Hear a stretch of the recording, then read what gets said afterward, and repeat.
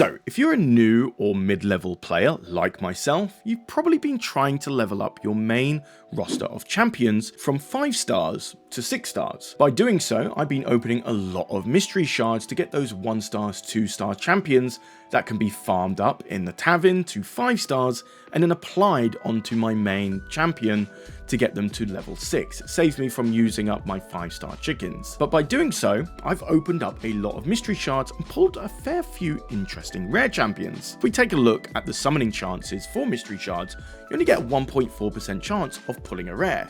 Seems quite low, but in the process of trying to get to 6 stars with my main roster, I've been opening up like 100, 200 mystery shards. And by doing so, I've actually got a fair few interesting rares that I might be using in the game.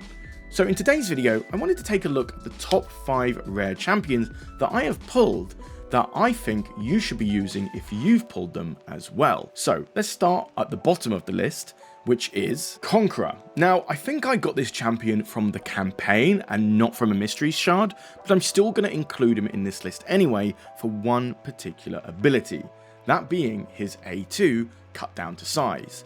This removes 2 random buffs from the target, and it's a 100% chance of doing so. I know a few other rares and even some epics that only have a percentage chance of removing a random buff from an enemy, but this is a 100% chance and it's 2 random buffs, let alone you can actually reduce it down to a 2-turn cooldown when fully booked. So all you have to worry about is accuracy, which I think I've done with the Conqueror here. Probably put a little bit of health and damage on there as well, but accuracy all the way. And the reason this is really strong is because you can use this against bosses like the Magic Keep, where this boss is able to apply a huge shield on themselves, which makes them pretty unkillable, especially as you get down to the later stages. But here, every 2 turns, you can just remove that shield and start applying damage, which is pretty powerful in my opinion. You also have like an A3 that prevents the enemy from being revived, and then also, you know, the A1 that can attack 2 times. Nothing special, but that A2 is really, really powerful. 4th on my list is Shadowbow Turlac. Now there's 2 reasons why I like this champion. The first being his passive Cameo Cover. This reduces the damage received from enemies by 5% if all your allies are under a Veil or Perfect Veil buff, and his A3 applies that Veil buff on all your allies except himself for 1 turn, and then also, as a bonus, gives you a shield buff for 2 turns. Now, this is really strong for champions like Ezio, which you might have gotten for free if you logged in for 7 days as of this recording. And the reason for that is Ezio is stronger when he's under a Perfect Veil, because all of his abilities become irresistible when under a Veil, but that only lasts for 2 turns. After that, he's kind of vulnerable. Shadowbow kind of negates that, because for every 4 turns he can apply a Veil buff onto Ezio, which makes him just that little bit stronger. And then on top of that, for a bonus, you also have Swift Warband, his A2, that gives a 15% speed increase for all your allies for 2 turns. And then a nice to have on his A1 is a 50% chance, when fully booked, to placing a decreased attack on the enemy that you attack. It's not amazing, but it's still really nice to have. And if you're a new player and just got Ezio, but you've just realized you've not used a creator code, then I highly, highly recommend that you just start again right now whilst Ezio is still available. That's because if you use our creator code in the pinned comment down below, you get free legendary champions, as well as 3 very strong epic champions. By using that code and making an account, the first legendary champion you get is Elenaril. She's a poison and HP burn damage dealer that syncs very well with the starter rare champion Kale, who is also a poison damage dealer. And then once you've logged in for 7 days, you get Ezio, who is too a poison damage dealer, and you've got 3 of them syncing with each other extremely well. And then once you use the promo code Desert Queen, you get the Void support champion Anorak. She is great at keeping your teammates alive, as well as spreading all their poison debuffs on all other enemies. So if you want to use our creator link, it helps out the channel a lot. And without further ado, let's jump on to champion number 3. Third on the list is Purgator. So there's 2 abilities that I really like with this champion, that being his A3 that is unlocked once you ascend him, and that is Humble the Heathen. It attacks one enemy and destroys the target's max HP by 20% of the damage inflicted.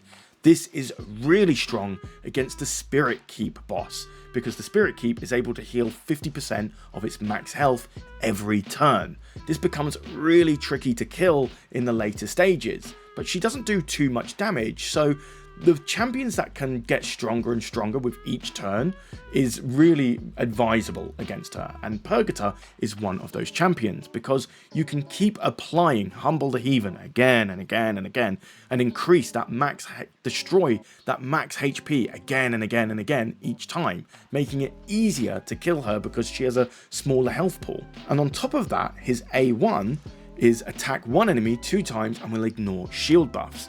This is really strong against the Magic Keep, because you can just ignore the shield that she applies on herself every other turn.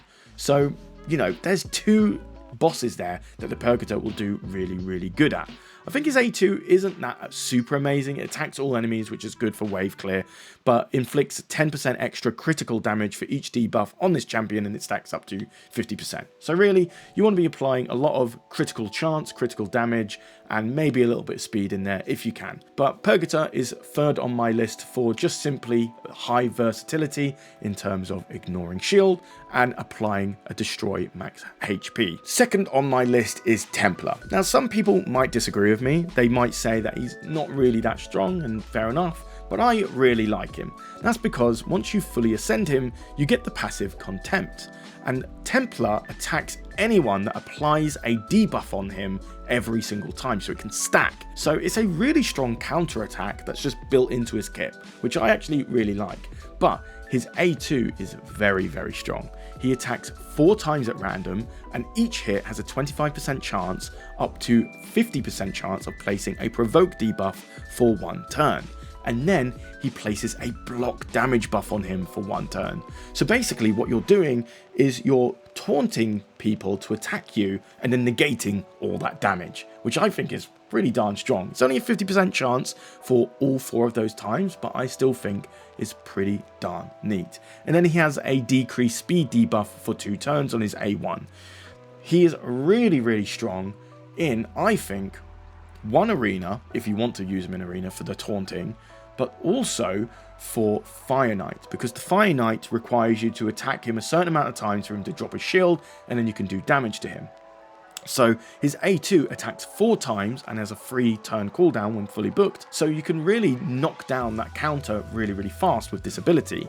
And then on top of that, his A1 slows down the Fire Knight. So, you know, he's kind of built for this. Arena as well, like you might get that 50 resistance in arena, which I don't think is really strong. You wouldn't use him as a team leader, but you could still use him in arena, but more powerful in Fire Knight. So I'm definitely going to be using him at some point there. And first on my list, without a doubt, is Bellower. Now, the first reason Bellower is number 1 on the list is because not just of his abilities, but his affinity. He is a void affinity, which means he has no strengths and no weaknesses, which I think a lot of people like, because you are guaranteed to do certain damage to enemies and receive it as well. But if we take a look at his abilities, not only does he have a 15% speed aura in Faction Wars, which is, by the way, one of the strongest auras you can have, just makes him a team leader in Faction Wars altogether for Organ Tribes. So if you can pick him, he is great in that, and definitely run him in all your team comps in Faction Wars for that faction. And then on top of that, you've got your A3, which is Bowl Over. When fully ascended, he attacks all enemies and then has a 100% chance when fully booked of placing a 25% decrease attack for 2 turns and decrease defense debuff for 2 turns as well. Only a 30%, mind you, but still really, really strong. There's a 100% chance on all enemies. And then on top of that, your A2 attacks all enemies and has a 50% chance, 75% chance when fully booked of placing a speed decrease for 2 turns. And then his A1 has a block active skill debuff for 1 turn, 30% chance when fully booked, and attacks all enemies. So if you haven't figured out already, he attacks all enemies with all of his abilities. So he is amazing for wave clear. So campaign, for dungeons, for faction crypts, he is just brilliant. And then for arena, you're also applying a decreased attack, decreased defense, you're replacing a decreased speed, and then block active skills on his A1. 50%, 30% chance every single time. Oh my god, that is like really, really strong, right? So you can use him absolutely everywhere, and he's just a rare champion. I would go as far to say that he's probably stronger than Kale, except maybe Kale is stronger in like Clan Boss, Demon Lord. I think Bellower might not be as strong there, but still, this guy has it all, and I'm so glad I have him.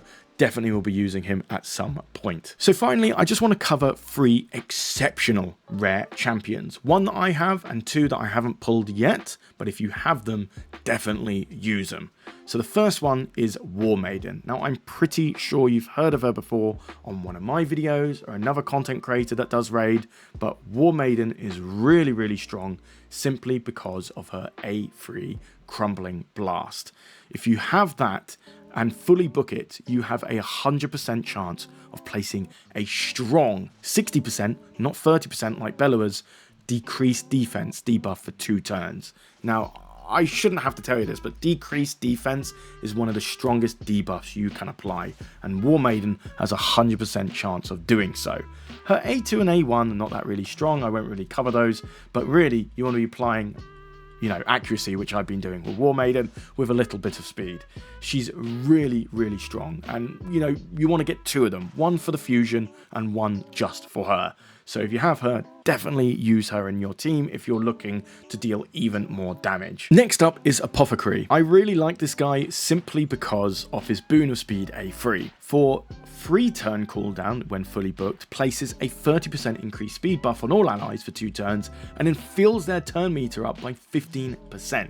That is a lot of turn meter for just 1 ability on all allies. And then on top of that, his A2 is really strong in terms of healing the target ally by 35% HP, and then that heal can be critical, so it can be a big heal, and that's only on a 2 turn cooldown as well. So if you pull him, definitely use him as a support if you didn't get Rector Draft from the Apprentice Pass and, all that sort of stuff. And finally, what I think is the strongest rare champion of them all is Coldheart. She too is also a Void champion, and that is strong in itself, but her A3 is insane. Heartseeker attacks 1 enemy and decreases that target's turn meter by 100%, and then gives a 30% chance of inflicting critical hits. Damage increases according to the enemy's max HP, so she is brilliant at targeting tanks that are just about to make their turn, and then you can just eliminate it, which is really, really strong for a rare champion. You do also have Art of Pain, which adds a 50% decrease accuracy, as well as a poison, and then heal reduction on the A1, which are really nice debuffs to have, but that A3, really, really strong, man. And it must be really popular, because take a look at some of the skins that she has. I don't think there is many rare champions that have skins like these, so there must be a reason for that. But yeah, Coldheart is the #1. But that is my list, guys. Let me know what you think, if there's any other rares that I might have missed. And again, if you're a new player and want to make a new account, or know a friend that is about to start playing Raid Shadow Legends, give them our creator link in the pinned comment down below. It really helps us out, guys. But besides that, I have been Charlie, you've been watching Bovine Raid, and I will see you in the next video. Take care, guys.